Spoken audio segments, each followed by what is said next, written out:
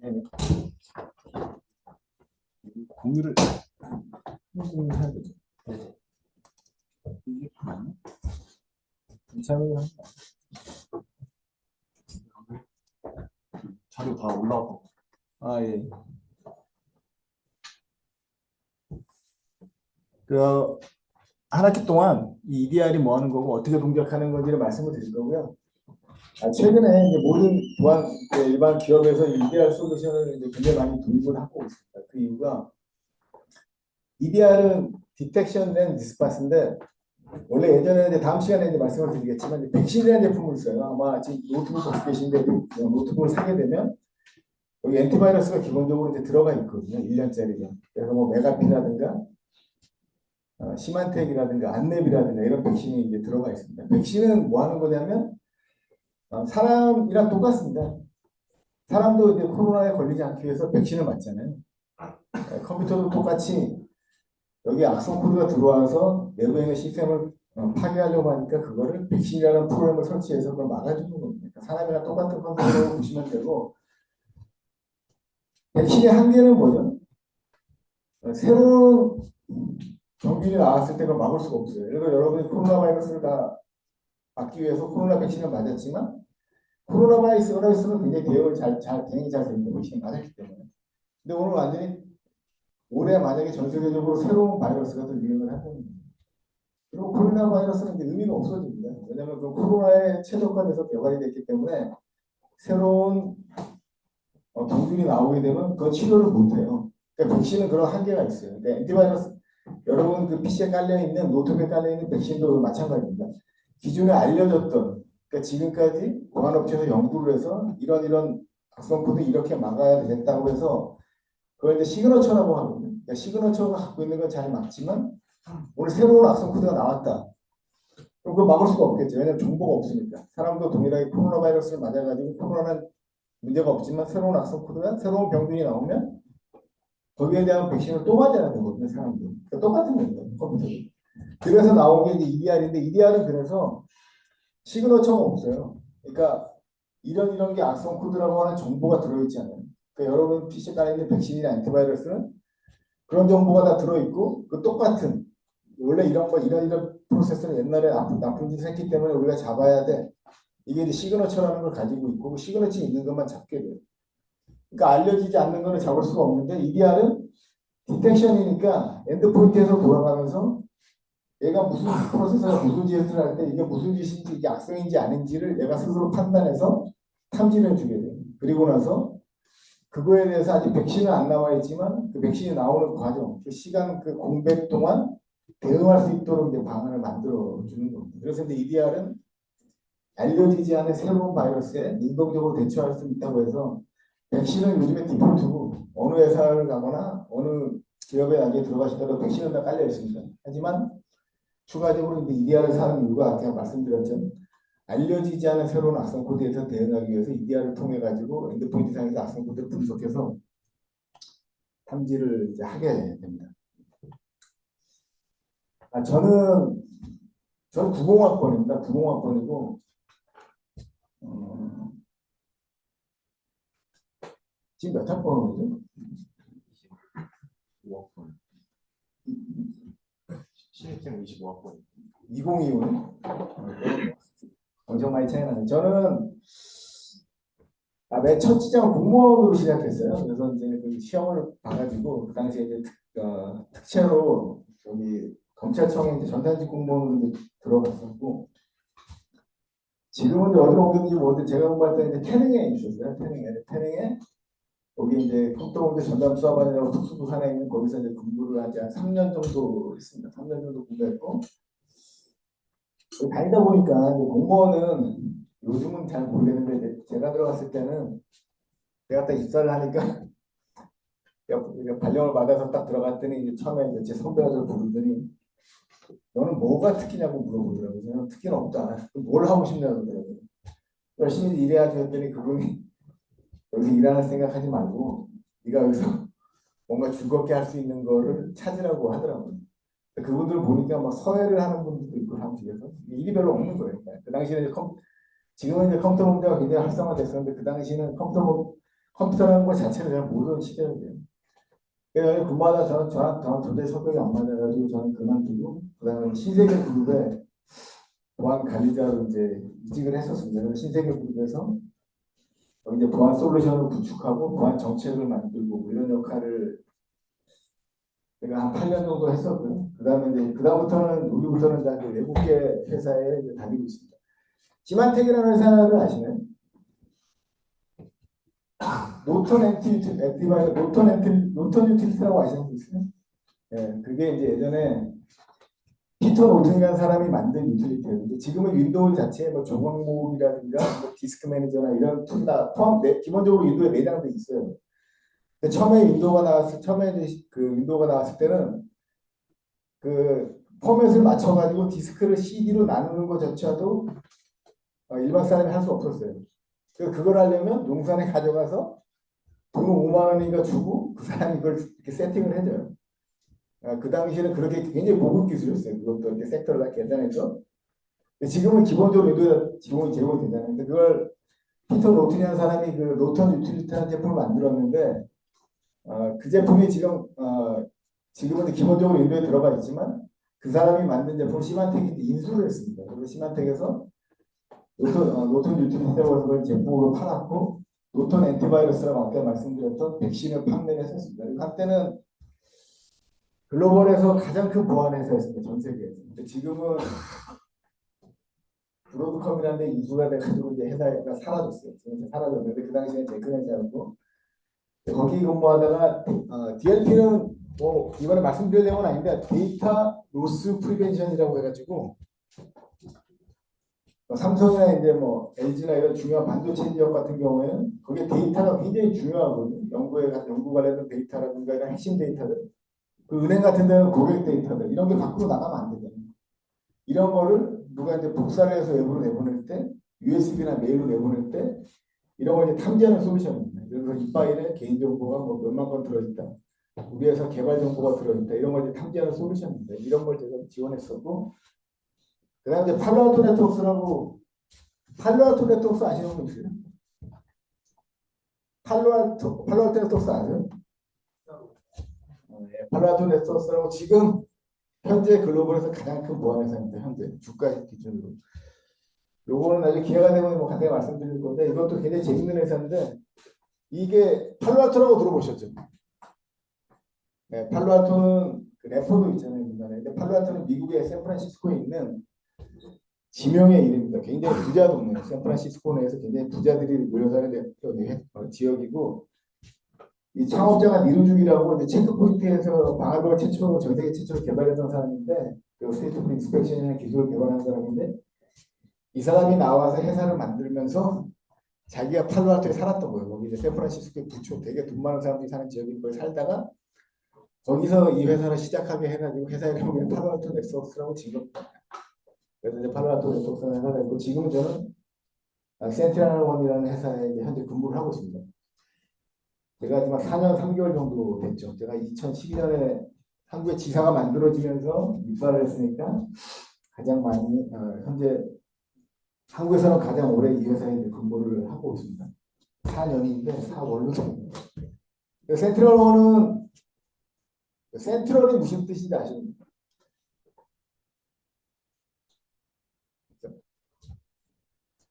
다음부터 제가 선물 좀 가지고 와서 우리 회사 이제 모자나 뭐 이런 거 많이 나오거든요. 저희가 이제 F1을 후원하기 때문에 모자 이런 걸 앞으로 마침 분들한테 제가 드리겠습니다. 그리고 USB나 이런 걸 좀 가지고 와서 충전기나 이런 걸 제공해드리도록 하겠습니다. 센티널은 옛날에 로마 시대에 보면 큰 이렇게 그 궁정 앞에 보면 이렇게 투구를 쓰고 이렇게 도초를 쓰는 사람이 도초병이라는 뜻이에요. 센티널. 그래서 우리 회사 이름은 센티널. 이런 보초 중에서 우리가 제일 잘한다고 해서 센티널1이라고 회사를 만듭니다. 그래서 저희는 EPP와 EDR하고 디셉션 솔루션을 갖고 있는 회사고요. 센티널은 글로벌의 선두는 아닙니다. 글로벌에서 이분에 가장 잘하는 회사는 클라우드 스트라이커라는 회사가 1위고 그 다음에 저희가 두 번째 정도 되는 회사입니다. 저는 현재 센트럴원에 한 4년 3개월 정도 됐고요. 저도 전공은 컴퓨터 공학과를 나왔습니다. 네. 그 전체는 한 29년 정도 될 거예요. 정확히 계산 안 해봤는데. 오케이. 그래서 이제 제가 진행하려고 하는 거는 세 달로 나눴고요. 3월, 4월, 5월인데 첫째 주는 이제 EDR, 첫 번째 주는 EDR 전반적인 악성 코드 컨셉, 그것을 보안 솔루션의 트렌드를 말씀드릴 거고요. 요거 맨 마지막 주에 하겠습니다. 이걸 먼저 하게 되면 기본 개념이 없는 상태에서 이게 EDR을 설치하게 되면 이게 좀 어렵거든요. 그래서 먼저 요거 두 개를 올려서 먼저 이주하고 세 번째 EDR을 설치하고요. 네, 두 번째 달은 EDR이 뭔지에 대해서 말씀을 드리고, 그다음에 EDR을 가지고 실제로 악성 코드를 탐지하는 실습을 하려고 합니다. 그리고 이제 맨 마지막 달에 이제 캐치 더 플래그라고, 여기 이제 뭐 하는 거냐면, 이거 잠깐 제가 보여드릴게요.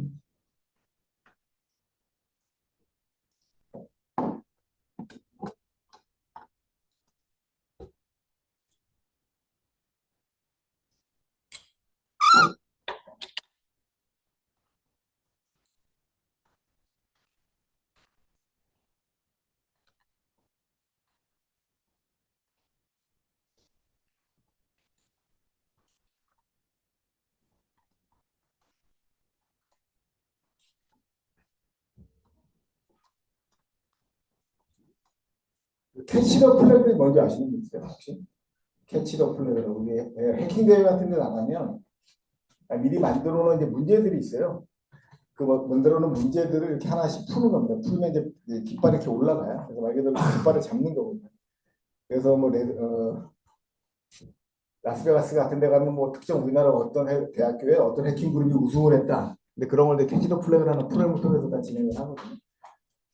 요거는 저희 센트럴에서 만든 이제 프로그램입니다. 그래서 맨 마지막 달에 이걸 통해 가지고 잠깐 화면만 제가 오늘 보여드리도록 하겠습니다.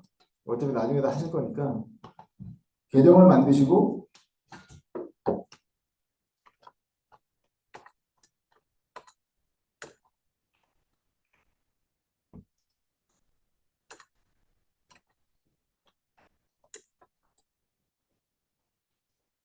이런 식으로 이제 로그인하게 되면 기다리면 여기 이제 문제들이 쭉 나와요. 그래서 우리 회사에서 악성 코드에서 파괴된 시스템들을 이렇게 한 10대 정도 이렇게 만들어 놨습니다. 이거를 캐치더 플러그에 들어가서 하나하나 이제 문제를 푸는 겁니다. 문제를 풀면서 어디 악성 코드 이런 공격이 어디에 당했는지 이제 문제가 나와요. 그걸 찾으려면 EDR을 써서 어디 가서 무슨 값을 확인해야 되냐 이걸 이제 푸는 겁니다. 그래서 풀어서 쭉쭉 문제를 풀게 되면 문제가 한 60문제 정도 되는데 보통 이걸 저희 제품을 오래 썼던 사람은 보통 3시간이면 풀어요. 3시간에서 4시간 정도. 처음 하시는 분들은 많이 걸리면 하루 정도 걸리거든요. 그래서 마지막 달에는 이거를 제가 열어드리겠습니다. 열어서 한 2주나 3주 정도 열어놓고 나중에 풀면 이제 순서가 다 나오고 순위가 다 나오거든요. 계정이 다 등록되게 되면 이 사람이 얼마나 빨리, 그러니까 가장 빨리 푸는 사람이 1등이고 그다음에 이제 그 가장 푼 시간 기준으로 등수가 이렇게 쭉 나오게 됩니다. 그래서 요거를 맨 마지막 달에 진행하겠습니다. 그래서 이게 굉장히 좀 어려울 수도 있어요. 왜냐하면 그 EDR에 대한 지식도 필요하지만 IT에 대한 전반 지식이 필요한데 학생들한테 조금 어려울 수 있습니다. 그래서 그런 것들은 제가 상황을 봐서 첫 번째 해보고 너무 못 풀면 이제 주까지 말고 3자 주체는 이거 제가 풀어드릴게요. 문제 이렇게 풀이를 해서 이렇게 하나하나 어떻게 찾고 EDR을 어떻게 쓰는지 이걸 이제 푸는 형태로 진행을 하도록 하겠습니다. 이게 지금 속이 조금 느려가지고 늦게 나오는 문제가 이렇게 쭉 딸려 나오거든요. 딸리면 이거 이제 풀면 됩니다. 네, 그래서 여기다가 내가 지금 힌트를 몇 개 써서 몇 개를 플래그를 잡았다 해서 이제 캐치로 플래그라고 하는데 스코어가 이렇게 나오게 됩니다. 그거 다 풀고 나면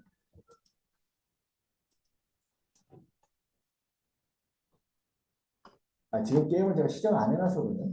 시작을 안 해놔서 그렇고 이제 보드가 나와가지고 보드에 순위가 다 이렇게 나오게 됩니다. 이거 잠깐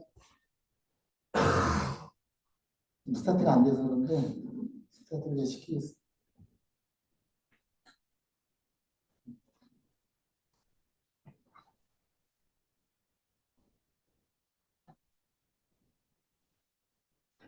맨 마지막 자는 이걸로 대체를 하려고 하고요. 여러분들이 원하시면 교수님한테 말씀을 드려서 시험을 안 보고 이거로 대체하겠습니다. 이거 이제 푸는 성적으로 해가지고 성적을 주라고 말씀을 드릴게요. 이거 원하세요? 이거? 조금 어려울 수 있어요. 학생들한테는. 이게 안 해봤기 때문에. 근데 못 풀지는 않아요. 제가 이거 했는데 한 번도 한 번도 못 푼 사람은 없었어요. 대부분 그냥 일반 IT 관리자 대상으로 이걸 하게 되면 제가 한 시간 정도 우리 제품에, 그러니까 한 번도 우리 제품을 쓰지 않는 사람인데 한 시간 정도 얘기하고 그러면 한 3, 4시간은 더 풉니다. 그러니까 크게 이거 뭐 엄청 어렵거나 뭐 그런 시험은 아니니까 그렇게 큰 부담을 갖지 않으셔도 됩니다. 그리고 아까 제가 말씀드렸던 것처럼 못 풀면 이런 식으로 문제가 나와요. 그러면 여기서 들어가면 여기 이제 여기 쭉 설명이 나오죠. 설명에 따라서 문제를 풀고 여기다 답을 집어넣는 겁니다. 여기다 답을 집어넣는 거예요. 답을 집어넣으면 이게 맞으면 이제 넘어가는 겁니다. 그리고 힌트가 있어요. 정말 모르겠으면 힌트를 보면 힌트가 이렇게 대충 나와요. 이렇게 찾으면 돼. 이렇게 힌트를 줍니다. 그럼 이걸 가지고 답을 이제 찾아 나가면 됩니다. 큰 뭐 부담 갖지 않으셔도 되고 제가 하는 얘기만 충실히 들으신 분들은 큰 문제 없이 다 푸실 수 있을 거다. 이렇게 말씀드릴 수 있습니다. 이거는 마지막 달에 보고 아까 말씀드린 대로 많이 어려우시면 2주차까지 진행하고 도저히 못 푸실 것 같으면 이제 3자 주차는 제가 와서 하나하나 왜 이런 공격이 당했고 이걸 이 자리에서 어떻게 풀어나가면 찾아나가면 되는지에 대한 설명을 드리도록 하겠습니다. 그리고 마지막 주에는 해킹 시간이라고 해놨는데 저거 작년에 사실 여기서 제가 하고 싶었는데 여기 시스템이 없어요. 그래서 여기 뭐 리눅스나 이런 거 다 갖고 해야 되는데 될 수가 없어가지고 제가 동영상을 마지막에 떠오르습니다. 떠가지고 이게 해킹이 어떻게 일어나고 이걸 센티널에서 어떻게 막고 어떻게 탐지하는지 그리고 각 기업에서 어떤 보안 솔루션을 갖고 이걸 대응하는지에 대해서 이제 말씀을 드리도록 하겠습니다.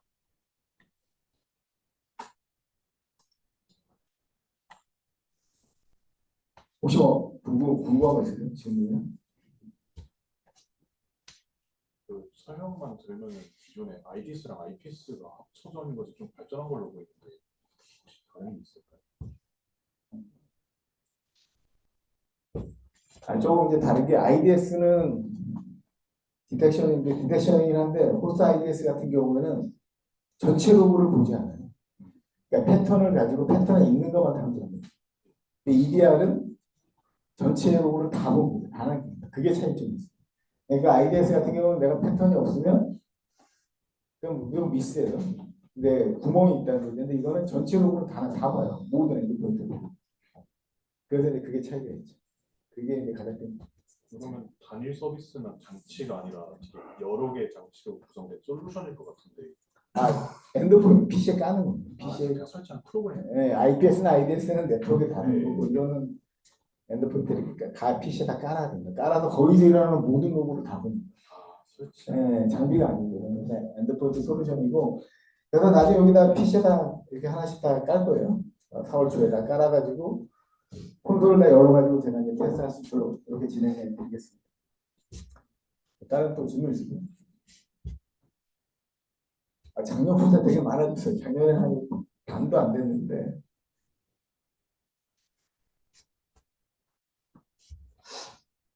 질문 없으시죠? 그래서 EDR은 제가 앞에 말씀드렸고 다음 시간에 다시 말씀드리겠지만 디텍션의 리스판스고 이 디텍션의 의미가 아까 이제 질문하신 IDS나 IPS처럼 특정 패턴 기준으로 그것만 보는 게 아니라 엔드포인트에서 돌아가는 모든 행위를 전부 다 로깅해가지고 거기서 악성 코드를 스스로 탐지해냅니다. 그래서 이게 이제 아주 노조가 센 회사는 반발이 굉장히 심해요. 이 에이전트 설치하려고 하는. 왜 그러냐면 에이전트를 PC에 설치하면 하루 종일 내가 어느 웹사이트에 접속했는지, 무슨 문서를 만들었는지, 무슨 문서를 열었는지, 무슨 파일을 삭제했는지 다 로깅이 됩니다. 100%. 그러니까 노조에서는 반대를 엄청 하겠죠. 그러니까 우리는 문서 작업을 추적하려고 하는 솔루션은 아니거든요. 모든 로그를 가지고 와서 거기 일어나는 해킹을 탐지하는 게 목적이지만 반대로 로그가 다 남아있으니까 그 사용자 입장에서는 내가 무슨 일을 했는지를 알 수가 있어요. URL도 어디 접속한지 다 알 수 있고. 노조가 센 회사는 들어가기 전에 엄청 반발이 심합니다. 근데 저희 소리는 절대 대신 그래서 데이소셜 인터뷰의 핵심은 파일을 남기지 않습니다. 왜냐하면 파일을 남기면 이런 솔루션에서 파일을 남기면 삼성전자에 우리 걸 도입해서 깔아놨는데 그 파일을 우리가 다 가지고 있어요. 막 연구 개발에 사용했던. 그럼 나중에 삼성에서 큰 문제가 될 수 있잖아요. 그래서 저희는 파일을 남기지 않고 어떤 파일을 열었다, 어떤 파일을 삭제했다, 어떤 파일을 편집했다고 하는 행위 이벤트만 남깁니다. 그걸 가지고 이제 악성 행위를 이제 판단을 하는 거죠. 그러니까 파일 자체는 전혀 남기지 않습니다. 그래서 이거는 뭐 아직 이제 학교 아직 해설을 안 해보셔가지고 잘 이제 모르실 텐데 보통 기업 환경에 가게 되면 그 대기업 같은데 제가 이제 방문해서 이제 가보면 엔드포인트에 이런 단말에 설치되는 보안 솔루션이 10가지, 12가지씩 막 이렇게 설치가 돼 있어요. 근데 집에서 쓰는 노트북에는 뭐 110밖에 설치 안 하기 때문에 가격도 잘 돌아가거든요. 근데 어떤 대기업에 가보면 거기 열 몇 개씩 깔려 있으니까 엄청 느려져요. 사용자들은 느려진다는 불만이 생길 수밖에 없고 막 부팅하는데 심하면 막 15분씩 걸립니다. 그걸 다 기동을 시켜야 되니까 한 15분씩 걸리면 이런 PC도 많고 이게 많다니까 많으면 되게 좋을 것 같은데 어떤 문제가 생기냐면 되게 많아가지고 15개가 설치되어 있으면 관리하는 콘솔이 15개가 따로 있는 겁니다. 전부 다. 그럼 거기서 뭔가 의미 있는 데이터를 추출해내려면 엄청 힘들죠. 왜 힘드냐면 솔루션의 로고를 다 다른 형태로 다 남기니까 15개를 다 들어가서 보고 사람이 이제 판단을 해서 공격이라는 걸 식별해내야 되거든요. 현실적으로 거의 불가능하죠. 로고 형태가 다 다르고 연동이 안 되기 때문에. 근데 EDR은 이런 걸 해결할 수가 있죠. 원하는 모든 이벤트가 다 한 곳에 쌓여 있고 하나의 같은 표준으로 로고 포맷으로가 남아 있으니까 한 사람이 쉽게 운영하고 탐지하고 관리를 할 수가 있는. 그래서 기존에 있었던 굉장히 많은 보안 솔루션인데 이거를 우리 하나로 해결할 수 있다는 해결할 수가 있고 근데 운영상에 이제 어려움이 많이 있습니다. 콘솔이 15개니까 방화벽 할 때는 방화벽에 들어가서 내가 또 명칭 열어야 되고 또 IPS 호스트 IPS 있으면 거기 들어가서 해야 되고 그래서 URL 스토리 솔루션 있으면 또 URL 스토리 가서 또 해야 되고 여러 개를 계속 운영해야 되니까 사람도 많이 필요하고 효율적이지 않게 되죠. 이제 두 번째가 진짜 큰 문제인데 아까 15개에서 로고가 쏟아져 나오면 개발사가 다 다르기 때문에 개발사마다 다른 포맷과 다른 형태로 로고가 다 남아있어요. 그럼 이걸 가지고 하나에 있는 의미 있는 데이터를 잡아내려는 걸 노멀라이제이션이라고 하는데 로고 예를 들어서 이 PC에 이 소지는 IP로 남아있어요. 이 PC에 대한 정보가 이 PC에는 호스트 네임으로 남아있어요. 또 어떤 솔루션에는 이걸 쓰는 사용자 아이디로 남아있어요. 그러면 결국엔 하나의 PC에서 일어나는 행위지만 솔루션에 들어가서 IP나 호스트네임이나 유저 아이디로 각각 다르게 다 찾아가야 안 되거든요. 그러니까 이런 게 잡음이 엄청 많이 생기게 돼요. 서로 팀 간의 알력이라든가. 그리고 이거 하나로 매칭 값이 없기 때문에 정확한 값을 찾아내는데 굉장히 많은 시간이 걸립니다. 근데 이런 게 이제 문제가 되죠. 해킹은 잘 아시는 것처럼 해킹을 당하게 되면 대부분 5분 안에 대응을 못하면 이미 데이터가 나갑니다. 그리고 뭐 슬픈 얘기긴 한데 단 한 번도 사전에 해킹을 막는 경우는 거의 없어요. 그러니까 우리 해킹 당했다는 걸 이미 내가 알았다 그러면 이미 데이터가 다 나가고 완전 상황이 끝난 상태예요. 대부분의 기업들이 인지하는 순간이 언제냐면 그 다크웹에 고객 데이터를 이렇게 많이 올리게 됩니다. 해킹을 다 하고 나서. 또 그걸 보고 알아요. 대부분. 우리 회사 기업 정보가 다크웹에 올라갔다고 연락이 오면 그때 가서 불이 나게 보는 게 이게 원래 어디 있던 데이터인데 역으로 추적을 해요. 그럼 그 시스템을 뒤져가지고 흔적을 찾아서 해킹이 당했다는 걸 알게 됩니다. 저렇게 15개 솔루션을 가지고 대응해가지고는 실시간성이나 이런 공격에 대응을 할 수가 없게 돼요. 운영 코스도 많이 들게 돼요. 그래서 뭔가 단일화되고 표준화된 하나의 솔루션으로 대응할 필요가 있다는 거고. 세 번째가 이제 큰 문제인데, 일단 EDR을 나중에 보시면 아시겠지만, 운영하기가 쉽지가 않습니다. 왜냐하면, 엔드포인트에서, 여러분은 제 PC에서 만약에 네이버를 내가 접속했어요. 그럼 브라우저 하나만 띄우면 되잖아요. 근데 실제로 그러면 EDR 솔루션의 브라우저, 내가 크롬이라고 하는 브라우저는 0번만 남아있을 것 같잖아요. 근데, 윈도우는 그렇지 않습니다. 윈도우는 내가 크롬을 누르는 순간에 백단에서 한 3, 40개의 프로세서 같이 돌아가요. 근데 EDR에서 이 로고를 다 남깁니다. 30개의 프로세서의 로고를 다 남깁니다. 그래야지만 해킹을 정확히 탐지할 수가 있겠죠. 그 순간에 돌아가는 모든 프로세서를 남겨야지만. 그리고 이제 다음 네이버에 접속을 하게 되면 네이버에 들어가면 네이버 홈페이지 하나만 뜨는 게 아니라 그 뒷단에 보면 백단으로 연결돼가지고 다른 데 광고를 가져온다거나 이래서 네이버 하나만 접속을 하지만 실제로 URL로 20개인가 30개인가 동시에 연결돼요. 백단으로 가져오는 데이터도 많고 그리고 가져온 다음에 또 캐시 파일로 템플 밑에다가 엄청나게 많은 파일을 생성한 거거든요. 이런 게 이 안에 로고가 다 남아요. 결국에 이거는 뭐냐면 이거에 이런 브라우저의 동작 방식이라든가 네이버의 웹페이지의 구성 방식이라든가 이걸 완벽히 이해한 사람만이 정확한 공격을 탐지할 수 있게 해야 돼요. 이런 걸 하려면 굉장히 많은 전문가가 필요하고 하나의 분야가 아니라 워드 프로세서라든가 우리 회사가 캐드를 쓰면 캐드에 대해서 정확히 알아야지만 거기서 나오는 문구가 뭘 의미하는지를 이해할 수가 있고 거기서부터 이제 의미 있는 공격을 탐지해낼 수 있게 되는데 이 현실적으로 각 분야마다 쓰는 프로그램마다 전문가가 다 있어야 되거든요. 기업은. 근데 그건 현실적으로 불가능합니다. 그렇게 많은 전문가를 갖추고 있기가 굉장히 어렵습니다. 그래서 EDR 로그가 굉장히 분석하기가 어렵습니다. 그래서 그걸 대체하기 위해서 새로운 기술들이 계속 나오고 있지만 뭐 다음 시간에 한번 말씀을 드리겠지만 전문가도 굉장히 많이 부족하고 또 어떤 보안 기업도 삼성이 우리나라 제일 큰 회사지만 삼성이라고 해서 보안 인력을 3,000명, 4,000명씩 계속 뽑을 수 없거든요. 보통 뭐 특정 인원까지만 뽑고 더 이상 뽑지 못하거든요. 돈이 없어서가 아니라 돈도 문제가 되겠죠. 사람을 계속 뽑는 게 비용으로 다가오니까 한계가 있습니다. 조직 내에서 적정 수준을 가지고 제한된 인력 가지고 운영을 해야 되다 보니까 이런 문제가 생기게 되고 그 다음에 이제 사각지대가 많죠. 방화벽이 뭐 하는지 아세요? 방화벽이 뭐 하는 거지? 외부로부터 접근해라. 뭐로 맞죠?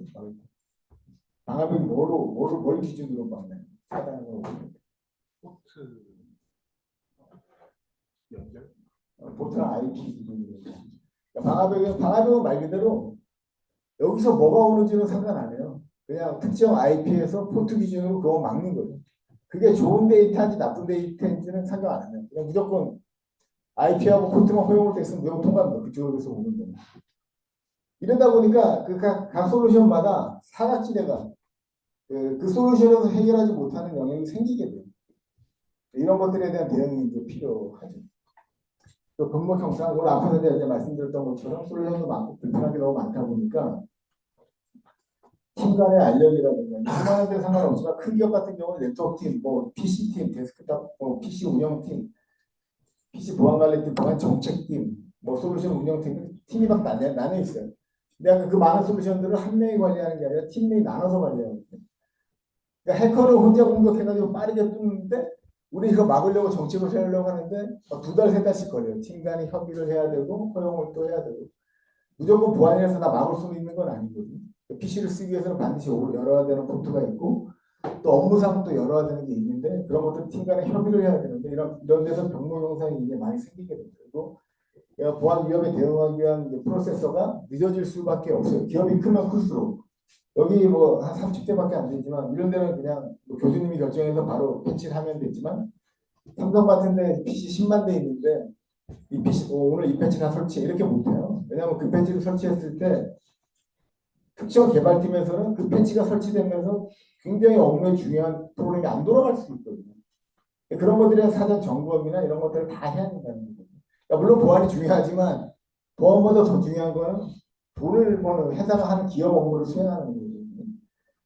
보안에서 완벽한 거는 그냥 PC 꺼놓고 그 금고에 넣어놓으면 가장 안전하죠. 접속이 안 되니까. 근데 그럼 우리가 쓰지 못하니까 업무에 활용을 못하니까 그건 보안이 가용성이 없죠. 가용성이 없는데 가용성을 반드시 보장해야 되기 때문에 이런 것들에 이런 처리할 때 굉장히 많은 시간을 이제 낭비하게 됩니다. 낭비라기보다는 이제 많은 시간을 소요하게 됩니다. 그래서 이제 오늘 저희가 이제 한 학기 동안 볼 EDR이라는 제품은 이제 아까 백신 같은 경우는 제가 이제 말씀드렸던 것처럼 백신을 설치하고 나면 내가 막을 수 있는 악성 코드에 대한 리스트가 그 안에 들어있어요.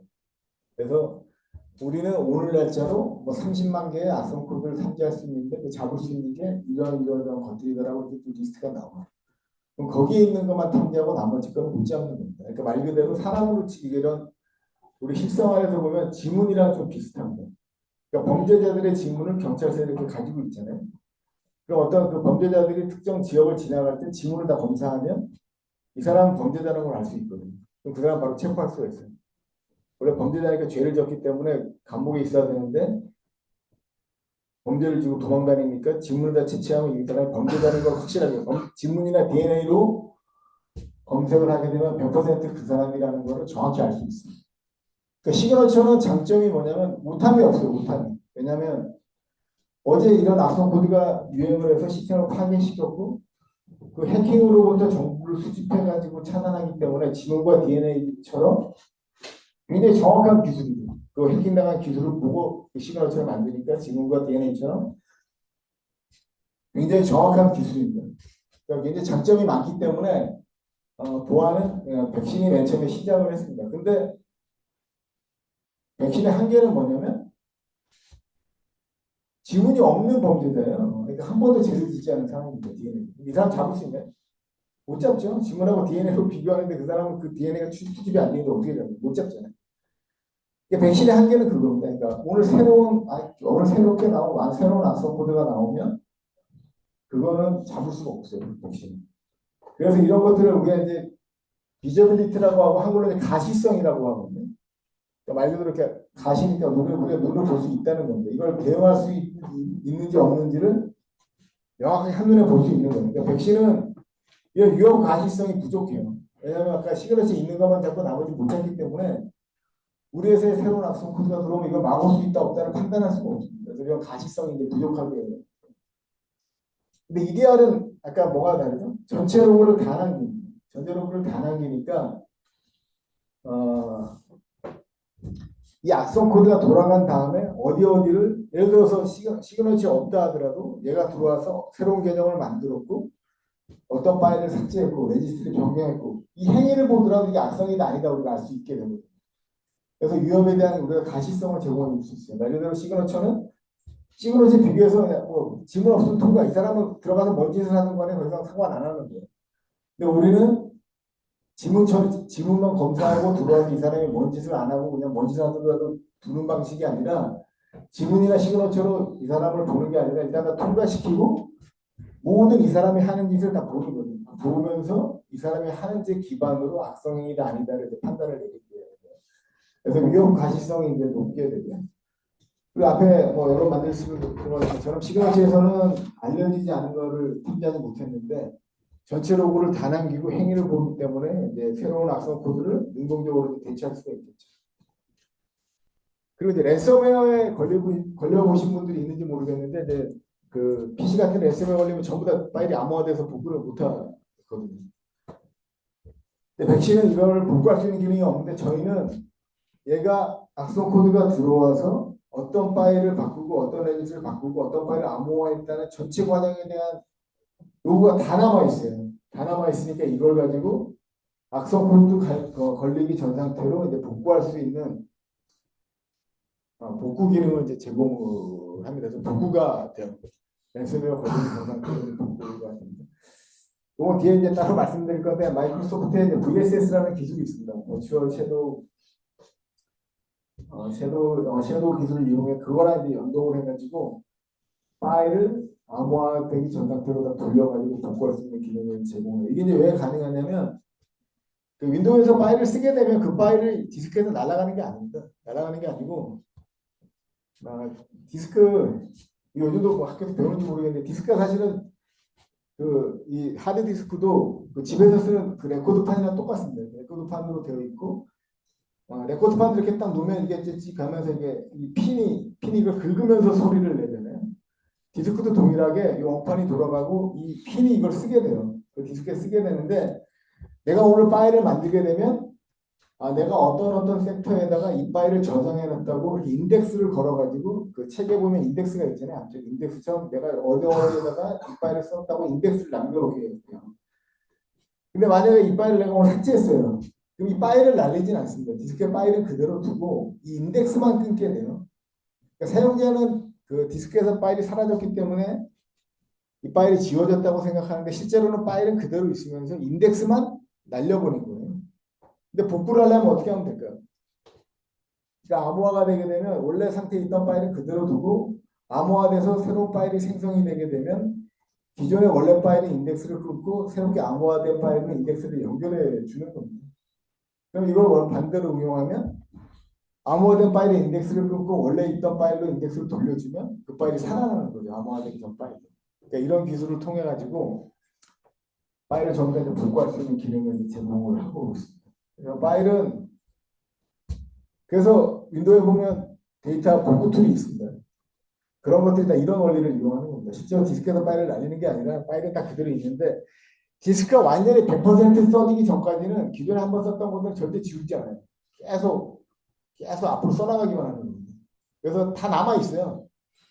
그러니까 만약에 디스크가 다 써가지고 100%에 도달하게 되면 그때부터 이미 끊어진 인덱스가 있는 그 빈자리에다가 새로운 파일을 쓰기 시작해요. 그러니까 그전에는 다 복구할 수 있어요. 그 안에 있는 디스크 파일은 전부 다. 근데 이게 그 전용 툴을 쓰게 되면 세 번, 네 번 위에다 겹쳐 쓰더라도 그걸 살릴 수 있는 또 방법이 있습니다. 그런 것들이 이제 복구 전문 업체, 데이터 복구 전문 업체에서 이제 그런 걸 전문적으로 연구해가지고 이제 그런 기술을 갖고 있는 거죠. 그래서 디스크에서 쓰는 원리가 이제 그렇기 때문에 이제 복구가 가능하게 되고요. 맨 마지막으로 이제 백신의 가장 큰 문제는 범죄자가 이제 많아져요. 10년, 100년, 뭐 1000년이, 1000년까지는 아니고 지나게 되면 범죄자가 많아집니다. 오늘이 10명이었으니까 지문을 10명만 비교하면 돼요. 금방 되겠죠. 근데 범죄자가 급증을 해가지고 3천만 명이 됐어요. 그러면 이 지문을 대는 순간 3천만 개의 지문과 비교를 해야 되거든요. 나랑. 속도가 엄청나게 느려지겠죠. 그러니까 시그너처가 커지게 되면 그만큼 이 속도가 줄 수밖에 없어요. 시그너처는 다 저장돼 그걸 하나하나 다 비교해야 되기 때문에. 그리고 이 시그너처가 사이즈가 점점 커지게 됩니다. PC에 엄청나게 큰 파일이 다운로드가 돼야 돼요. 다운로드가 돼서 있고 또 이것도 비교해야 돼요. 그러니까 성능이 엄청나게 큰 악영향을 주게 됩니다. 근데 저희 같은 거는 성능에 영향이 없죠. 시그너처가 없기 때문에 행위 자체가 보니까. 그래서 이런 것들이 차이가 있고 그래서 이제 최근에 뭐 엔티바이러스 업체에서는 옛날 시그너처 이렇게 지우는 데가 되게 많습니다. 속도를 보장하기 위해서 뭐 90년대 초반, 2000년대 초반 바이러스는 더 이상 유행하지 않으니까 시그너처를 빼요. 속도를 항상 지키기 위해서. 그게 약점이 되죠. 왜냐하면 어떤 제품 테스트를 할 때 90년대 악성과 바이러스를 갖고 해서 넣으면 당연히 잡을 거라고 생각하고 들으면 못 잡아요. 왜 못 잡냐면 시그너처를 빼기 때문이에요. 이 한계가 너무 많아지니까. 그리고 이제 시그너처가 많이 증가할 수밖에 없는 게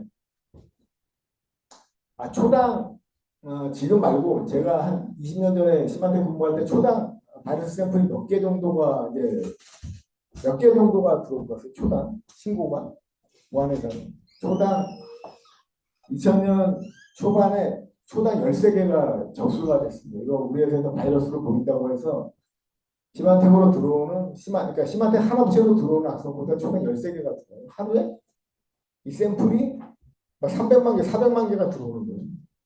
그걸 다 분석해가지고 DB에 넣으려고 하면 DB가 엄청 커질 수밖에 없거든요. 그러니까 기술적으로 이게 이제 한계가 오거든요. 더 이상 이 시그너처라는 기술 자체가 먹힐 수가 없는 거예요. 너무 커지고 그 이유가 뭐냐면 이 악성 코드는 기능은 똑같이 한 누구든지 조그만 파일을 바꾸더라도 동일하게 악성 코드 행위를 하지만 파일은 완전히 달라져요. 그러니까 사람으로 치면 이 사람이 갑자기 코수염을 붙인다거나 안경을 안 쓰는 사람이 안경을 쓴다거나 아니면 지문 같은 경우도 긁어가지고 지문을 지운다거나 이러면 이 사람을 지문에서 안 되거든요. 그러니까 얼마든지 악성 코드 형태만 조금 바꿔가지고 동일한 성능을 낼 수 있는 방법이 변종을 만든다고 하는데 그런 기술들이 엄청나게 발전을 해서 인터넷상에도 문학동이나 10만 원만 주면 이제 변종 프로그램을 쉽게 살 수 있습니다. 기존에 나와 있던 악성 코드 여기다 놓고 클릭 한 번만 하면 완전히 다른 기능은 악성 기능은 똑같이 하는데 파일에서는 알아볼 수 없도록 시그너처를 알아볼 수 없도록 바꾸는 프로그램이 굉장히 많아요. 이런 걸 통해 가지고 악성 코드를 조금씩 바꾸다 보니까 변종이 너무 많아지는 거예요. 그러니까 시그너처로 감당할 수가 없어 지금. 잠깐 쉬었다 할까요? 5분만? 5분? 아니면 그냥 할까요? 네, 10분 쉬었다가 하겠습니다. 이따가 20분에 할게요. 네.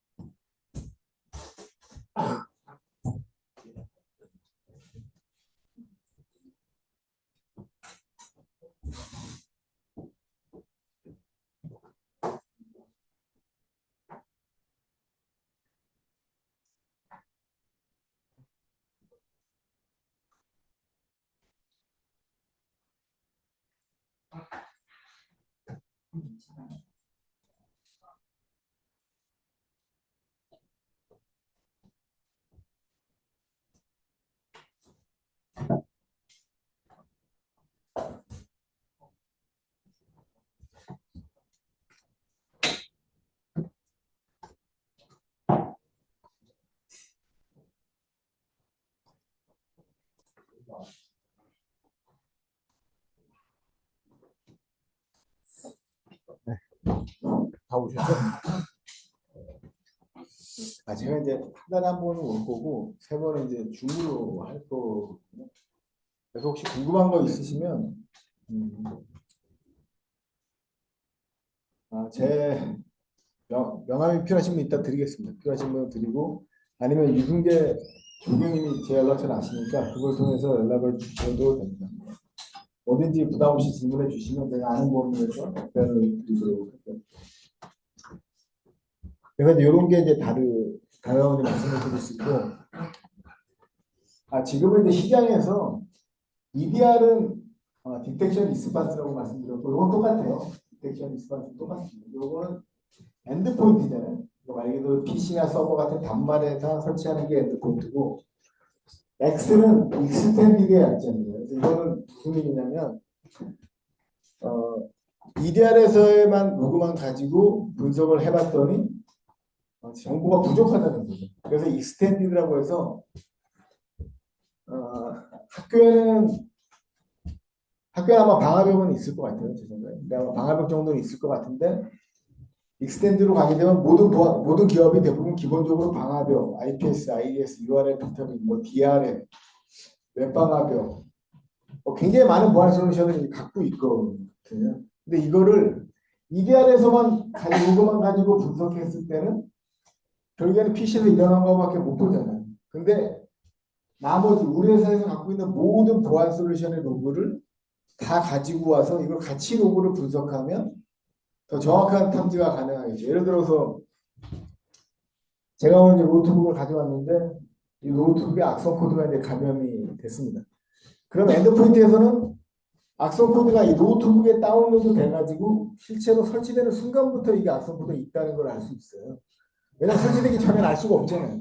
근데 제가 우리 회사는 이미 URL 필터링이라고 해서 앞단에 URL에 제가 접속할 때 이때 이미 알 수 있거든요. 내가 특정 URL로 나간다는 거. 그리고 방화벽이 있으면 어떤 IP를 통해서 어디에서부터 트래픽이 들어온다는 걸 알 수 있고 또 인증 솔루션이 있으면 제가 이 노트북을 통해서 한국에서 지금 로그인 한 건지 미국에서 한 건지 인도에서 한 건지 이런 것까지 다 확인할 수 있어요. 그런 게 이제 옥타라는 또 솔루션이 있는데 이런 게 있다면 굳이 엔드포인트에 악성 코드가 떨어지기 전에 딴 데서 로그만 가지고 어떤 공격 징후가 있다는 걸 탐지할 수도 있고 첫 번째.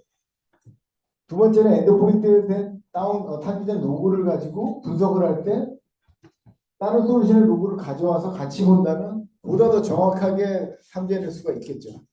그래서 이런 제품은 이제 XDR이라고 합니다. 그러니까 단순히 엔드포인트에서 수집된 로그뿐만이 아니라 우리 회사가 갖고 있는 모든 솔루션 로그를 다 가져와서 이걸 통합 분석을 하는 겁니다. 이때 가장 어려운 게 뭘까요? 보안장비마다 그 로그가 다 다르다. 그렇죠. 그게 다 달라요. 왜냐하면 얘는 프로세서나 이런 걸 남기죠. 방화벽에서는 IP밖에 없거든요. 그리고 인증에서는 계정밖에 없어요. 그러니까 다 달라요. 남는 형태가. 그럼 여기서 뭔가 의미 있는 데이터를 추출해내려면 이거를 이제 노멀라이제이션을 정교화라고 하는데 어떤 표준에 맞춰서 이걸 다 동일한 형태로 볼 수 있는 게 필요합니다. 그래서 이거를 SIM이라고 있어요. SIEM이라고. 이게 솔루션이 10년 전에 나왔는데 이거를 시도했었어요. 근데 결국에 실패를 했죠. 왜냐면 아까 말씀하신 그런 이유 때문에.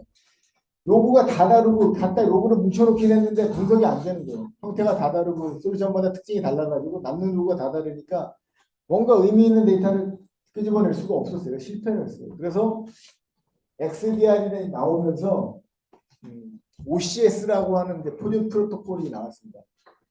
오픈 사이버 시큐리티 포맷이라고 해서 각 회사한테 그러니까 뭐 우리가 OSI 7레이어 배우셨죠.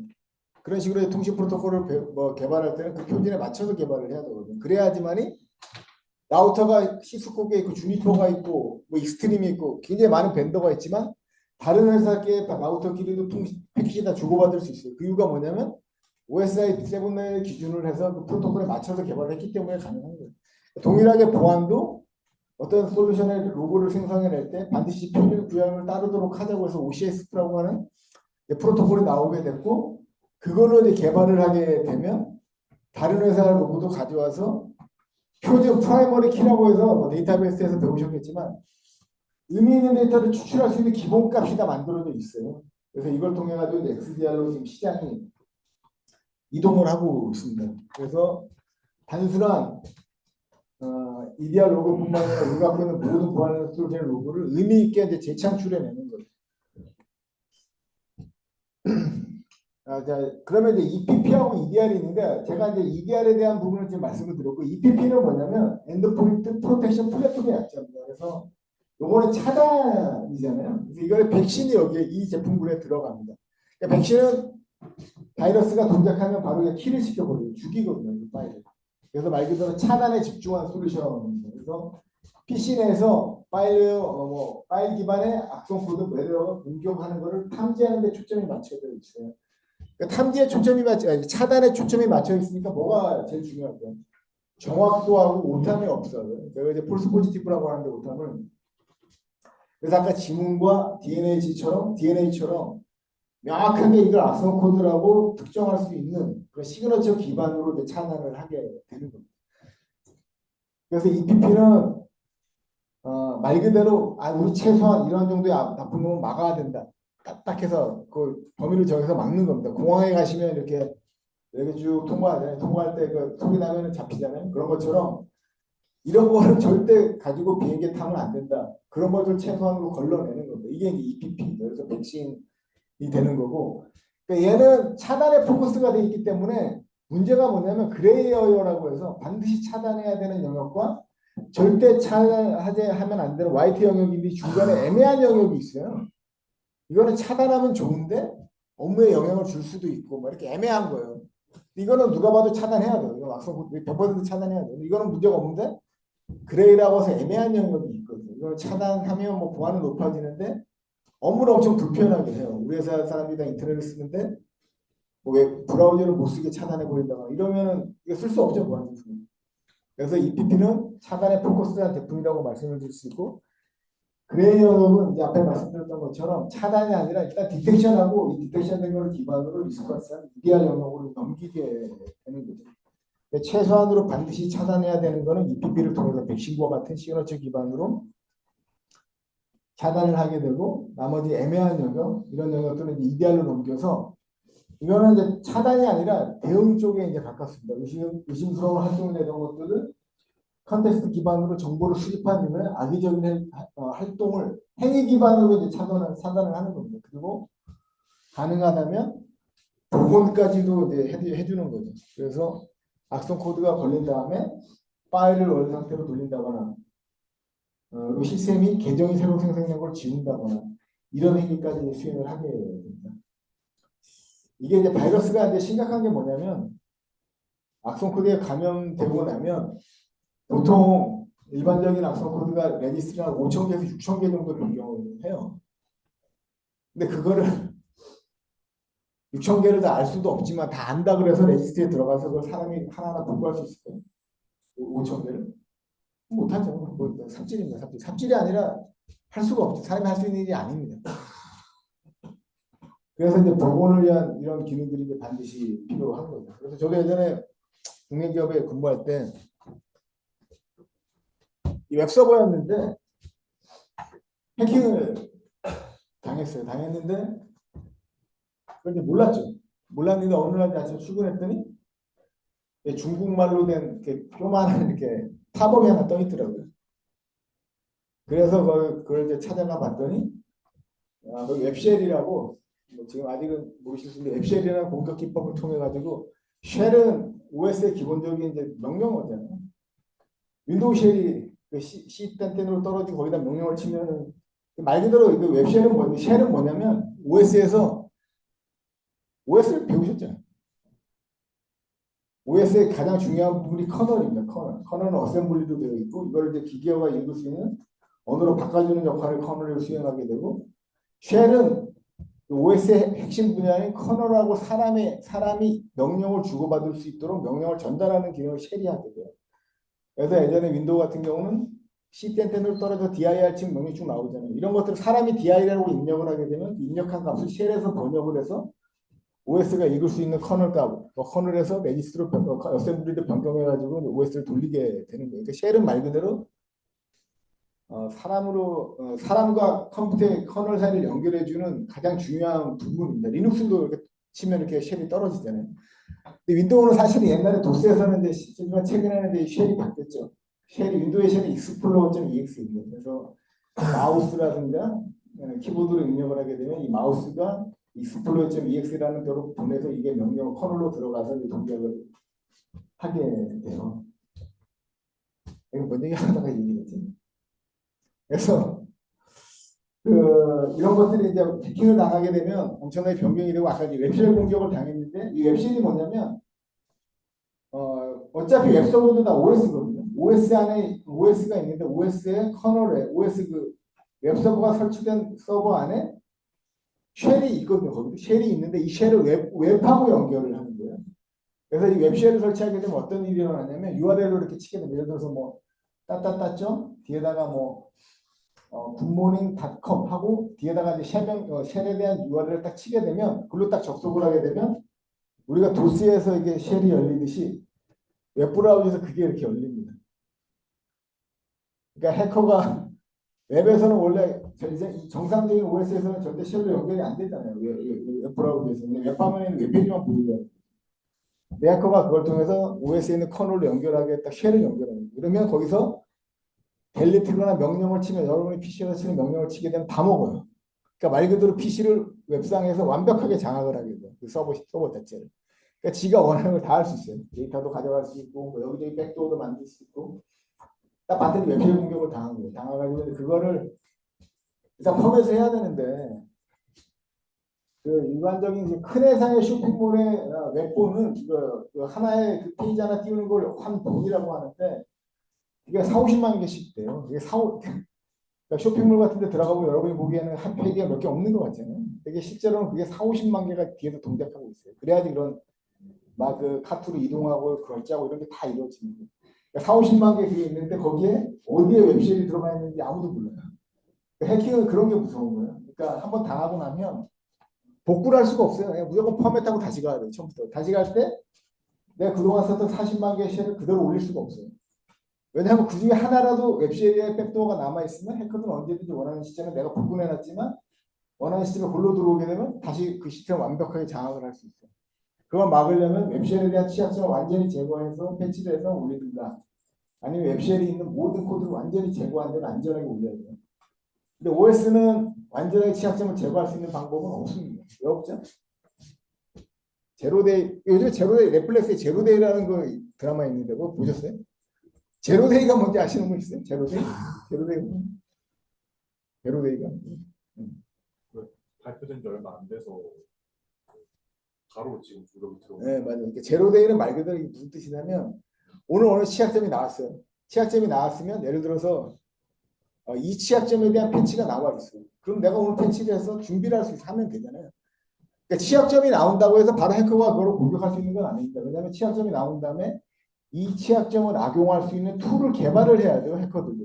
툴을 개발하는데 한 일주일 걸린다고 하면 일주일의 시간은 나한테 있는 거거든요. 일주일 안에 이 보안 패치를 하게 되면 얘가 일주일 안에 개발을 해서 나를 공격해도 내가 막을 수 있어요. 근데 제로데이는 이 취약점이 나오자마자 툴이 있는 거예요. 그러니까 내가 준비할 시간이 제로예요, 제로. 그런 걸 제로데이 공격이라고 합니다. 말 그대로 내가 방어하는 쪽에서 준비할 수 있는 시간이 하나도 없는 겁니다. 바로 실시간으로 공격이 들어올 수 있는 공격. 이런 걸 이제 제로데이라고 하는데 이런 제로데이 취약점이 엄청 많거든요.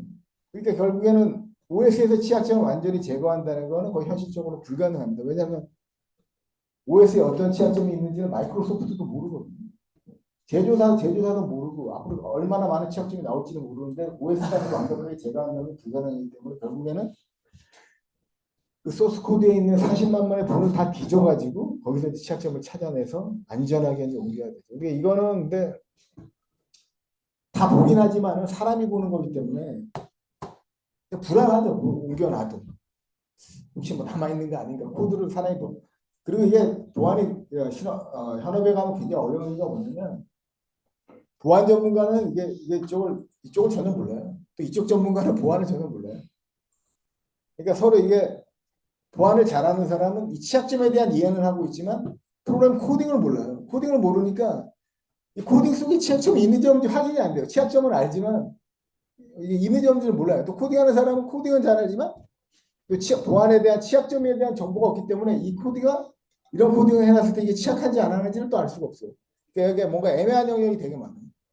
근데 그런 게 이제 보안하는 사람이 굉장히 어렵죠. 그런 영역을 좁혀나가는 게 굉장히 중요하고 그래서 보안을 잘하려면 개발도 할 줄 알고 뭐 좀 그래야지만 이제 잘할 수 있는데 현실적으로 굉장히 어려운 일입니다. 왜냐하면 모든 걸 잘할 수 있는 사람은 지구상에 없기 때문에 그래서 이런 복구가 굉장히 중요합니다. 해킹을 당하더라도 원래 상태에 대한 내가 완전하게 안전하다고 믿을 수 있는 백업 데이터가 있고 이걸 원 상태로 복구를 해서 바로 시스템을 가동시키는 게 제일 중요하거든요. 쇼핑몰 하는 회사에서 쇼핑몰이 다운돼서 일주일 동안 영업을 못하게 되면 엄청난 피해가 발생하기 때문에 이런 것들에 대해서 이제 백업할 때도 막 뭐 소산 백업이라 해가지고 서울에만 두는 게 아니라 부산, 광주에 한 달에 한 번씩 갖다 놔요. 데이터 센터가 깨지게 되면 다 날아가기 때문에 차로 이동해가지고 대구, 부산에 한 달에 한 번씩 갖다 놓고 여기가 깨지더라도 두 군데 살아 있는 거고 심한 경우에는 우리나라에 그렇게까지 하는 건 없는데 뭐 제주도나 해외에 갖다 놓는 데도 있어요. 아주 중요한 데이터는. 그러면 이제 깨지더라도 해외 쪽은 안전하니까. 그리고 요즘에는 이제 이런 백업도 자동화하게 돼요. 온라인으로 하게 돼요. 그래서 DR 센터라는 걸 만들어놔서 서울, 부산에 센터를 만들어 놓고 이게 서울이 죽으면 바로 부산에 있는 게 바로 올라와서 바로 스탠바이 하고 있는 게 바로 올라와서 가동될 수 있도록 뭐 이런 것까지 현재 많이 이제 구성이 되어 있습니다. 그래서 EDR의 핵심은 막는 것도 중요하지만 복원에도 굉장히 중점을 두고 있고 그래서 모든 프로세스를 보는 게 굉장히 중요합니다. 결국에 해킹을 할 때는 어떤 프로세스나 파일이나 레지스트를 변경해 가면서 해킹이 일어나기 때문에 이런 것들을 모두 100% 로깅해 놨다고 하면 정확한 분석을 나중에 할 수 있거든요. 나중에 그걸 보고 그때는 몰랐지만 이런 공격을 이렇게 공격을 했구나를 추적할 수 있고 역으로 또 그걸 복구시켜서 원래 상태로 돌릴 수가 있게 돼요. 그러니까 해킹을 탐지 못하더라도 복구할 수 있죠. 어떤 걸 통해서 뭐가 바뀌었는지 다 알고 있으니까 그걸 역으로 돌리게. 그래서 엔티바이러스는 앞에 말씀드린 것처럼 실행 전 단계는 알려진 공격만 맡게 되는데 이제 차세대 백신이라고 하는 넥스 제너레이션은 차세대 백신이라고 해서 EPP 이 엔티바이러스의 한계를 뛰어넘 약간 이제 개선한 EPP라는 솔루션이 나왔고 여기는 이제 언노운 공격을 탐지할 수 있는 기능이 일부 이제 탐지되어 있습니다. 그 EDR은 이런 차단이 아니라 뒤에 이제 행위 분석하고 나중에 이제 대응할 수 있는 대응적인 이제 포커스가 되어 있고요. 그러면 저희 회사는 이제 복구까지 지원을 합니다. 그래서 복구까지 될 수 있는 그런 제품이 이제 시장에 나와 있습니다. 그래서 맨 처음에 아까 엔티바이러스의 시그너처 기반의 한계가 있기 때문에 이제 행위 기반의 이거 이제 뒤에 다음 시간에 이제 말씀드리고 행위 기반의 넥스 제너레이션 엔티바이러스로 해서 기존의 시그너처 아까 지문과 DNA 같이 이런 거를 시그너처로 잡는 거를 레거시라고 해요. 예전에 있었던 레거시 기술이라고 하고 이렇게 행위 기반으로 새롭게 잡는 걸 넥스 제너레이션 에이브라고 해서 이제 차세대 새롭게 나오는 차세대 백신이라고 얘기하고 있고 이건 한계가 있죠. 이것도 어떤 제품도 현재 완벽하게 잡은 제품 시장에 없기 때문에 이걸 막기 위해서 EDR이 나왔고 EDR에서는 디텍션하고 리스판스 모든 로그를 남겨놓고 디텍션하고 대응할 수 있는 EDR이 이제 나오게 되죠.